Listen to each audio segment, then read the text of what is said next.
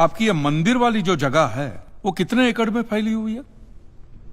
22 एकड़ में, 22 एकड़। जिसमें 322 छोटे छोटे मंदिर हैं भगवान के। ओहो, माने भगवान का पूरा शॉपिंग मॉल ही सजा के रखा है। साइलेंस। और इन सारे मंदिरों में भगवान की सेवा के लिए 142 पुजारी हैं, समझा? आपके मंदिर के बाहर भिखारी कितने बैठते हो पता है आपको? क्या? भिखारी अंदर की 320 मूर्तियां, 142 पुजारी याद है आपको, लेकिन आप ही के मंदिर के बाहर बरसों से कितने भिखारी बैठते हो याद है आपको? मिलॉर्ड, इनके मंदिर के बाहर जो भिखारी बैठते हो उसमें किसी को भी मंदिर के अंदर एंट्री नहीं है। अब धूप हो बारिश हो बाहर सड़ते रहने का, अंदर पैर नहीं रखने का। ना मत कहना, ये आप ही के मंदिर के पुजारी ने मुझे बताया था। उसने तो मुझे ये भी बताया था महाराज कि कांजी भाई, ये केस अगर आपको जीतना है ना भैया तो हर सोमवार को आइए। तो मैंने पूछा मिलॉर्ड कि मैं कहाँ हूं? तो कहते हैं शिव जी के मंदिर में आइए और 1 लोटा दूध चढ़ाइए, फिर देखिए। मैंने बोला ठीक है, ये भी करके देख लेते। तो मिलॉर्ड में पहुंच गया मंडे को दूध का लोटा लेकर। ये लंबी लाइन लगी हुई, सबके सब हाथ में लोटा पकड़ के खड़े हुए थे ऐसे। मैंने सोचा अंदर जरूर कोई दूध पीने वाला होगा, वरना ये सब के सब गधे थोड़ी है जो ऐसे लोटा पकड़ के लाइन में खड़े। मेरा नंबर है, मैं अंदर गया, अंदर कोई नहीं था दूध पीने वाला, कोई नहीं। बीच में वो काला पत्थर पड़ा हुआ था, उसे शिवलिंग कहते हैं मूर्ख। हाँ, शिवलिंग पड़ा हुआ था। और वो पत्थर मिलो, वो पत्थर दूध था। और वो पत्थर के बिल्कुल बगल में से छोटी सी पतली सी नाली में से वो सारा दूध बाहर की ओर जा रहा। मैंने बोला कि यस, बाहर तो कोई खड़ा ही खड़ा होगा दूध पीने वाला। देखा बाहर भी कोई नहीं था। वो सारा दूध मिलो उस नाली से निकलकर बाहर गटर में जा रहा। Total waste. और वो गटर को लग के एक भिखारी खड़ा हुआ था, बेचारा 4-5 दिन का भूखा होगा महाराज, भूख के मारे वो कांप रहा था। उसको शायद ये दूध ही पीना था, लेकिन गटर में से कैसे? तो उस भिखारी को मैंने मेरा दूध का लोटा दे दिया। और दूध पीकर उसने मुझसे क्या कहा पता है? भगवान तेरा भला करे।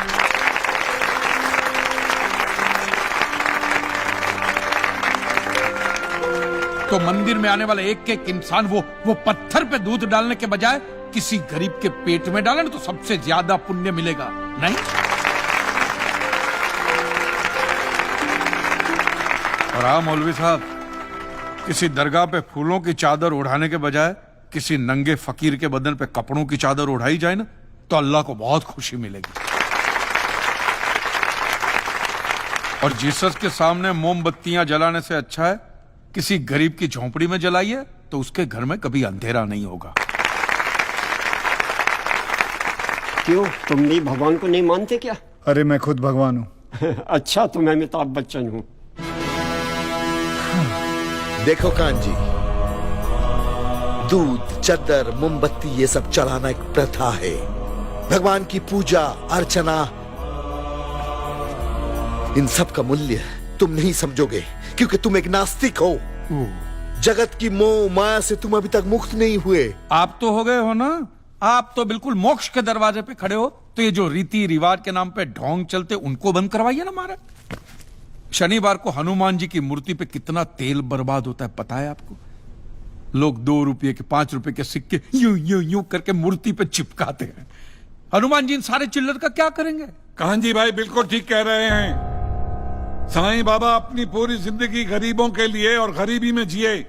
जब तक वो जिंदा रहे तेल की एक एक बूंद के लिए दर बदर भटकते रहे, और आज उनके मरने के बाद उनके लिए करोड़ों का सिंहासन, सोने का मुकुट, किसके लिए बताइए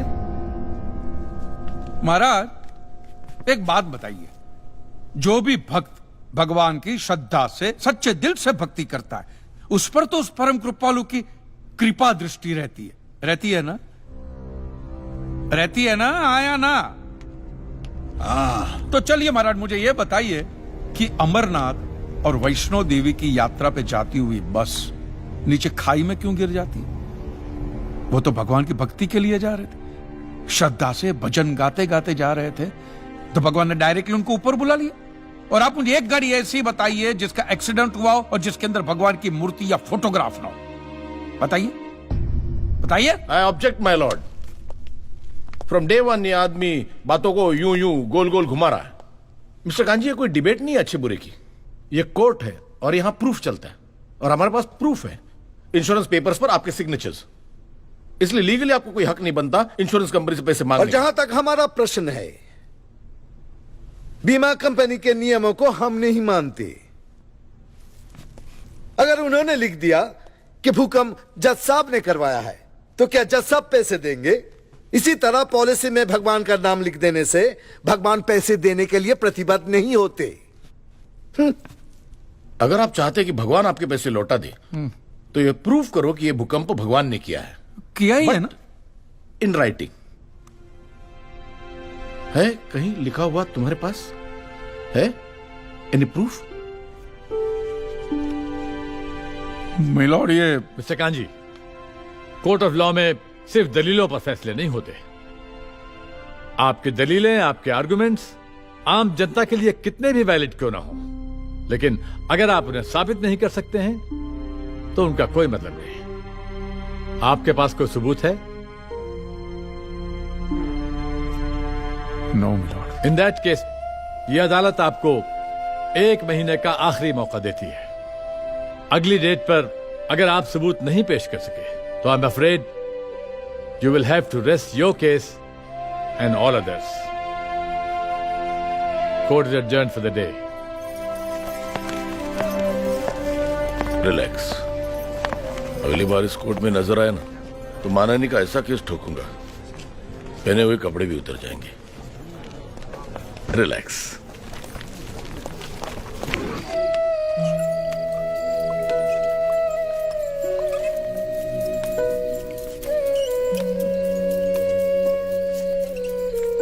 आज मुरली नहीं बजा रहे हो? तुम्हें अच्छा नहीं लगता इसलिए चुपचाप बैठा हूं। नहीं नहीं, अच्छा लगता है, और तुम बजा भी लेते हो अच्छा। शुक्रिया। आज बहुत परेशान लग रहे हो। हाँ, ये अदालत वाले बोलते हैं कि प्रूफ लेकर आओ राइटिंग में, तो प्रूफ कहां से लाऊं? अरे इतना बड़ा कंसल्टेंट तुम्हारे सामने मुझसे पूछो। ये कोई हाउसिंग लोन का मामला नहीं है भाई। अदालत का मसला है, प्रॉब्लम ही प्रॉब्लम। एक काम करो, ये शराब मुझे दो। हाँ, तुम दूध पियो। मिक्स करूं? नहीं मिक्स नहीं, सिर्फ दूध पियो, और हल मैं तुम्हें बताता हूं। कांजी भाई, पता है तुम्हें इस दुनिया की सारी उलझने, सारी परेशानियां, सारी टेंशन का हल कहां लिखा हुआ है? कहां? इस किताब के अंदर। श्रीमद् भगवत गीता। कभी पढ़ी है तुमने? अरे कौन पढ़ेगा यार, इतनी मोटी किताब है और एक भी फोटोग्राफ नहीं है, आदमी पढ़ेगा कैसे? इंटरेस्ट ही नहीं आवे। मैं रखता था दुकान में, मार्जिन भी कम है और ऊपर से वो दिमाग लग जाता है, परेशानी हो जाती है, निकाल के फेंक दिया। फेंक दी? हाँ, फेंक दिया। भगवत गीता को उठा के फेंक दिया। क्यों? कांजी भाई, ये गीता, कुरान, बाइबल में मनुष्य के हर सवाल का जवाब लिखा हुआ है। मैं जानता हूं कि तुम ये सब बातें नहीं मानते हो, लेकिन अपने स्वार्थ के लिए सिर्फ एक बार इस किताब को पढ़ो और देखो क्या रिजल्ट आता है। और अगर रिजल्ट ना आए अच्छा, तो इसे उठा के बाहर फेंक देना। कांजी भाई, एक बार पढ़िए और फिर देखिए।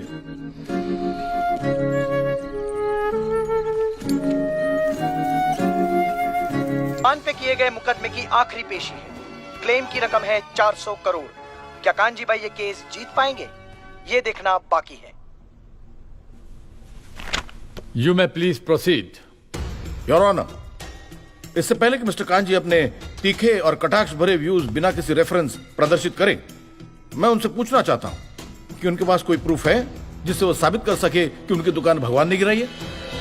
मिलॉर्ड, अब जो सवाल मैं पूछने जा रहा हूं उसके लिए मुझे एक ज्ञानी पंडित की जरूरत है। तो आप मेरे जो भी कोई ज्ञानी पंडित है वो यहां पे आ रहे। सिर्फ ज्ञानी है, ज्ञानी। हाँ, आप बैठ जाइए।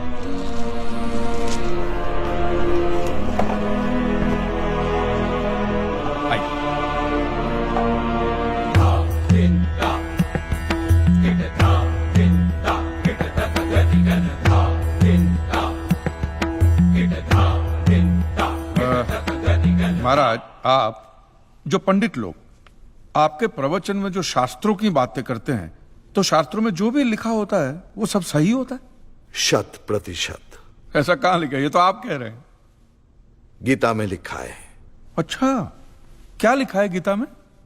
गीता के 4थे अध्याय का 40वां श्लोक, अज्ञस्य अश्रद्धानस्य संशयात्मा विनश्यति, नायम लोकस्ति ना परा ना सुखम संशयात्मना। मतलब क्या? इसका अर्थ है, जो अज्ञानी श्रद्धा विहीन मनुष्य शास्त्र पर संदेह या शक करता है, उसका विनाश निश्चित है। उसे भूलोक या परलोक कहीं भी शांति नहीं मिलती। समझा? ये बहुत इंटरेस्टिंग आइटम है। महाराज, आपको ये गीता में या शास्त्रों में कुछ भी समझ में आता है, हा? कि जो भी लीलाधर महाराज बोल रहे उसमें बस ऐसे समझा समझा करके हाथ हिला रहे हैं। मिलोड, वो स्कूल में छोटे छोटे बच्चे होते, उनको प्रेयर कभी पूरी याद नहीं रहती, तो बेचारे आंख बंद करके ऐसे करके होंठ हिलाते, वो होंठ हिलाते, ये हाथ हिलाते। एक कांजी, तूने एक सिद्ध साधु का अपमान किया है, तो तुझे नरक में भी जगह नहीं मिलेगी। कहां से मिलेगी महाराज? आप लोगों ने पहले से ही वहां कुल्ले टिका के रखे हैं।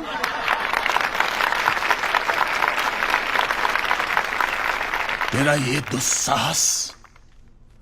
दुस्साहस नास्तिक!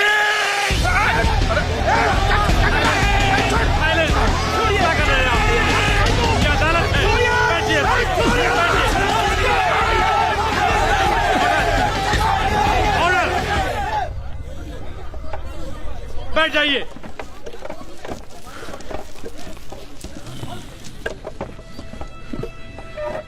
दुखेष्वनु द्विग्न मनः सुखेषु विगत स्पृह वितराग भय क्रोधः स्थित धीर मुनि रुच्यते। अध्याय 2 श्लोक 56वां।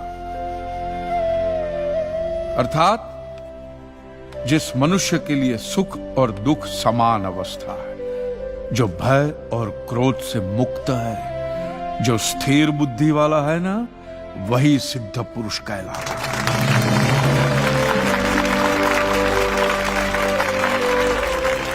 ये मुझे गीता सिखाएंगे?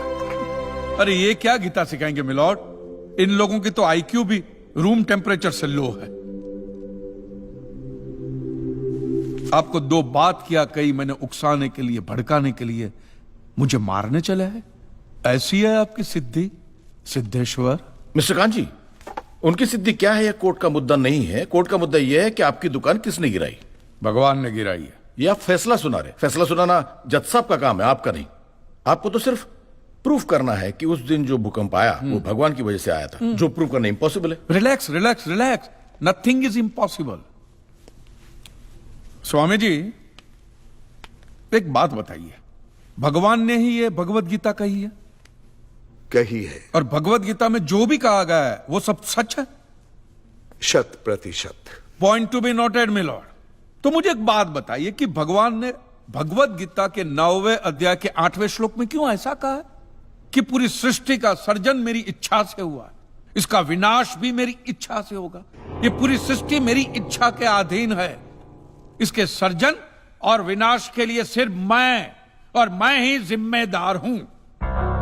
और ये देखिए मिलॉर्ड, ये बाइबल में भी कहा गया है, Aiza chapter 54 verse 16। See, it is I who have created the smith who blows the fire of coals and produces a weapon fit for his purpose. I have also created the ravager to destroy.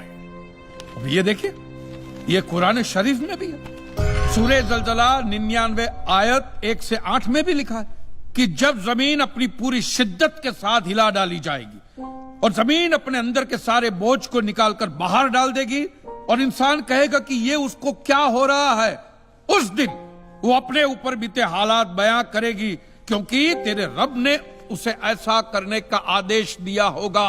रब ने।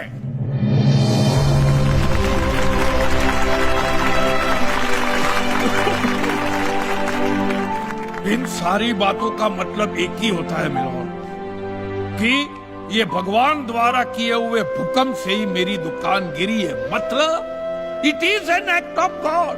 ये सब ऊपर वाले की करनी है, और मेरे साथ साथ जिन लोगों का नुकसान ऊपर वाले की वजह से हुआ है, उन सब के पैसे भी ऊपर वाला ही देगा। नहीं तो उनके collection agent. Your honour, mister Kanchi Leeladhar Swami को बातों में फंसा रहे। सरदेसाई जी, क्या कर रहे हैं आप? अरे बोलने दो, उससे बोलने दो।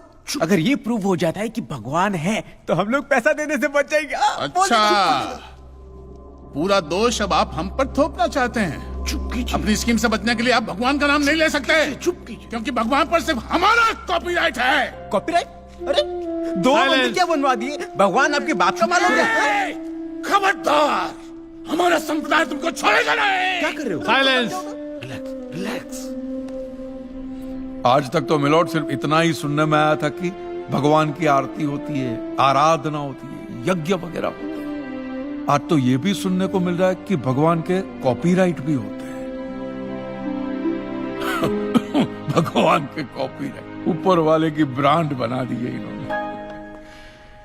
आज मुझे विश्वास हो गया है कि भगवान नहीं है, बिल्कुल नहीं है, हो ही नहीं सकता।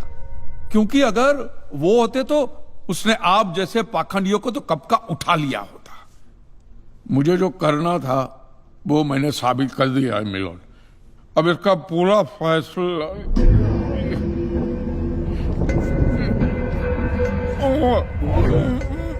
मिस्टर कांजी, आप ठीक तो है ना? मिस्टर कांजी, आप ठीक है ना? Mister kanji,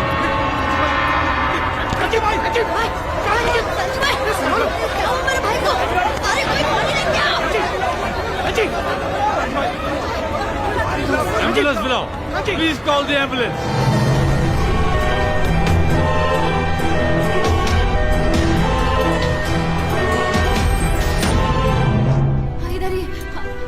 Excuse me. एक मिनट भाई, एक जरा प्लीज जाने दीजिए। जगह दे दीजिए प्लीज। एक्सक्यूज मी, जरा प्लीज रास्ता छोड़िए प्लीज प्लीज। आप लोग अंदर नहीं जा सकते। नहीं, बोला ना मैंने, आप लोग अंदर नहीं जा अरे लेकिन वो मेरे पति है, मुझे उससे मिलना है। आप अंदर। डॉक्टर, वो ठीक तो है? It is a severe attack of paralysis and now he has gone into coma.